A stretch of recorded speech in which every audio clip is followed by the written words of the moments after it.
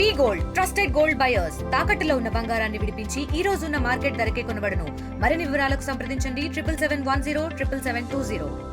Welcome to RTV. నేను శివరామకృష్ణ. మనం ఇప్పుడు విశాఖ శివారు ప్రాంతంలో ఉన్న రామానాయుడు స్టూడియో దగ్గర అయితే ఉన్నాం. అయితే ప్రధానంగా మనం చూసుకోవచ్చు, ఉమ్మడి తెలుగు రాష్ట్రాల కింద ఉన్నప్పుడు అప్పుడు ప్రభుత్వం రామానాయుడు సినిమా స్టూడియోకి అయితే ఈ హిల్ అయితే కేటాయించింది. అయితే ప్రస్తుతం అయితే సినీ పరిశ్రమ ఊహించిన విధంగా ప్రస్తుతం ఏపీ ప్రభుత్వం షాకింగ్ డెసిషన్ అయితే తీసుకుంది. విశాఖ రామానాయుడు స్టూడియోస్లో భూ కేటాయింపులు రద్దు చేసింది. నిబంధనలకు విరుద్ధంగా రియల్ ఎస్టేట్ వ్యాపారం చేసిన సురేష్ ప్రొడక్షన్స్కు షోకాజ్ నోటీసులు ఇవ్వాలని చెప్పి ఆదేశించింది. దీంతో స్టూడియో భూముల చుట్టూ అసలు ఏం జరిగింది, 100 కోట్ల విలువైన 15 ఎకరాల చేతులు మారింది. ఇప్పుడు సర్వత్రా హాట్ టాపిక్ అయితే మారింది. అయితే ఏంటి హాట్ టాపిక్, ఎందుకు ఇది సర్వత్రా అందరూ దీనికోసం చర్చించుకుంటున్నారు అనే విషయంలో లోపలికి వెళ్దాం రండి. విశాఖ రామానాయుడు స్టూడియో భూముల వివాదం అయితే ఏపీ ప్రభుత్వం ఎండ్ కార్డ్ అయితే వేసింది. మనం చూడవచ్చు ఇప్పుడు రామానాయుడు స్టూడియో స్టార్టింగ్ పాయింట్ దగ్గర అయితే ఉన్నాం. అయితే విశాఖ రామానాయుడు స్టూడియోస్ భూములు వివాదానికి ఏపీ సర్కార్ ఎండ్ కార్డ్ వేసిందనే చెప్పుకోవాలి. సురేష్ ప్రొడక్షన్స్ నిబంధనల ఉల్లంఘనకు పాల్పడినట్టు తేలడంతో 15 ఎకరాలను వెనక్కి తీసుకోవాలని చెప్పి నిర్ణయించింది. ఈ మేరకు షోకాజ్ నోటీసులు ఇచ్చి స్వాధీనం చేసుకోవాలని ఆదేశించింది. దీంతో గత ప్రభుత్వం హయాంలో రియల్ ఎస్టేట్ వెంచర్ వేసేందుకు జరిగిన ప్రయత్నాలకు శాశ్వతంగా బ్రేకులు పడినట్లయింది.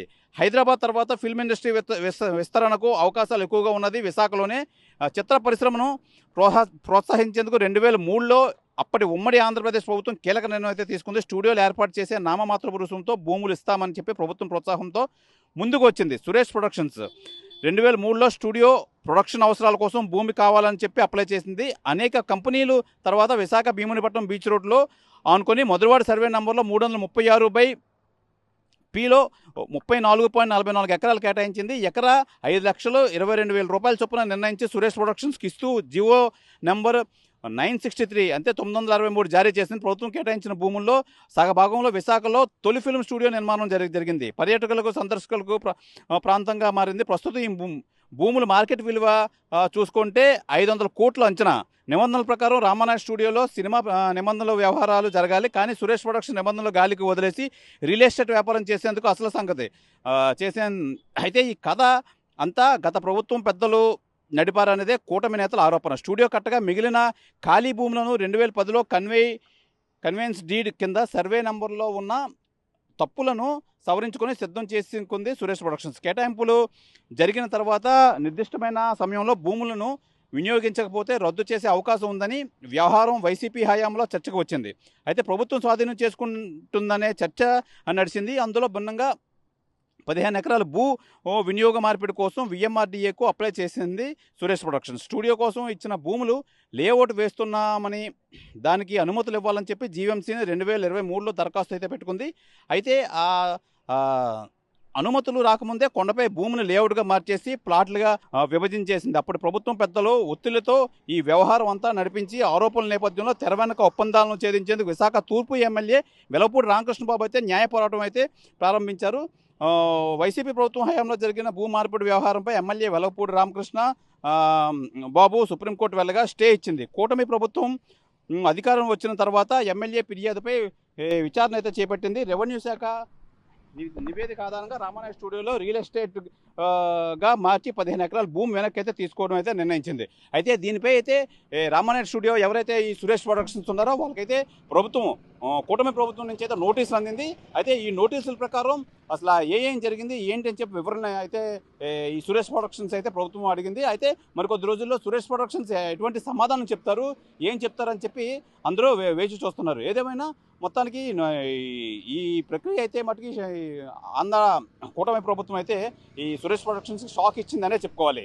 విశాఖ మధురవాడలో సురేష్ ప్రొడక్షన్స్కి 34.4 ఎకరాలు అయితే స్టూడియో కోసం అని చెప్పి కేటాయించారు. అయితే ఈ నేపథ్యంలో గత ప్రభుత్వ హయాంలో అయితే 15 ఎకరాలు లేఅవుట్కి అనుమతి ఇవ్వాలని చెప్పి వాళ్ళు గత ప్రభుత్వాన్ని అయితే అప్లై చేయడం అయితే జరిగింది. అయితే ఈ నేపథ్యంలో దానిపై న్యాయ పోరాటం చేస్తున్నారు జనసేన నేత మూర్తి యాదవ్. అయితే మనతో పాటు మూర్తి యాదవ్ ఉన్నారు. అసలు దానికి సంబంధించి ఏంటి విషయాలు ఏంటని చెప్పి అడిగి తెలుసుకునే ప్రయత్నం అయితే చేద్దాం. మూర్తి యాదవ్ గారు చెప్పండి, ఏంటి 15 ఎకరాలు లేఅవుట్కి అయితే ఇవ్వడం జరిగింది గత ప్రభుత్వంలో సురేష్ ప్రొడక్షన్స్కి అయితే నోటీస్ అయితే ఇవ్వడం జరిగింది ప్రస్తుత ప్రభుత్వం, ఏం చెప్తారు దానికోసం?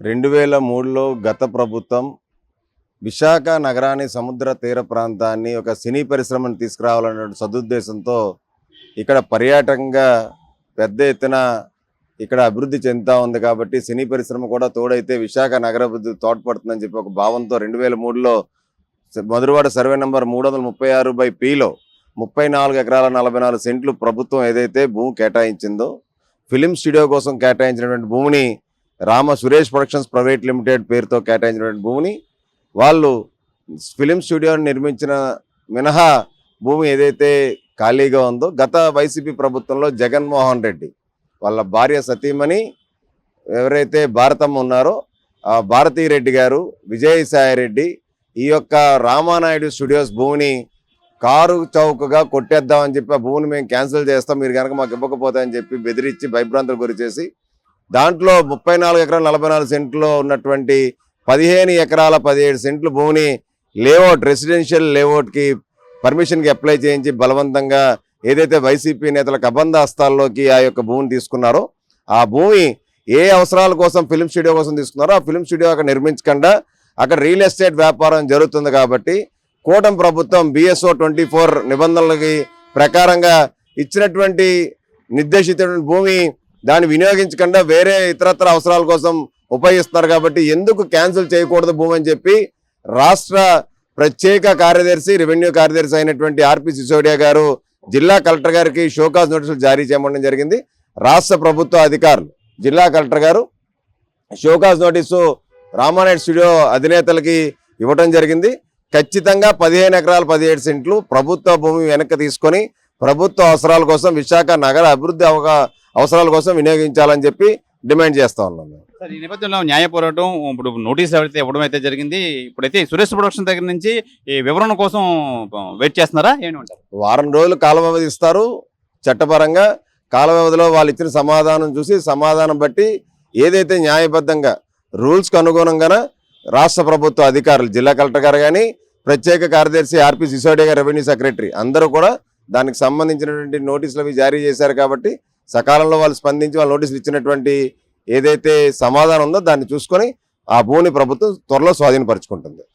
ఇది ప్రధానంగా ఈ సురేష్ ప్రొడక్షన్ సంబంధించి ఈ 15 ఎకరాలు కంపల్సరీగా లేఅవుట్ల కోసం చెప్పి అనుమతి తీసుకున్న వాళ్ళ దగ్గర నుంచి ప్రభుత్వం వెంటనే భూమిని వెనక్కి తీసుకోవాలని చెప్పి న్యాయ పోరాటం చేస్తున్నారు మూర్తి యాదవ్.